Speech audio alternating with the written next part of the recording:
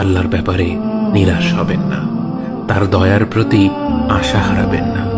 যখন কোনো বান্দার জন্য দুনিয়া সংকীর্ণ হয়ে আসে, বিশেষ করে যখন আপনাকে মানুষ পরিত্যাগ করে, এবং বিশেষ করে এমন কেউ যার উপর আপনি আস্থা রাখতেন কিন্তু সে আপনাকে নিরাশ করেছে, সেই সময় জেনে রাখবেন যে আল্লাহ চাচ্ছেন আপনি তার শরণাপন্ন হন।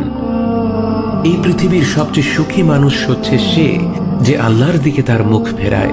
আল্লাহর ব্যাপারে নিরাশ হবেন না, তার দয়ার প্রতি আশা হারাবেন না।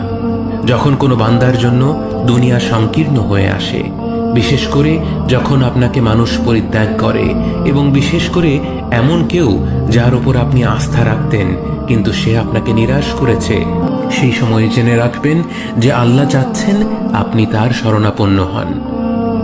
এই পৃথিবীর সবচেয়ে সুখী মানুষ হচ্ছে সে যে আল্লাহর দিকে তার মুখ ফেরায়।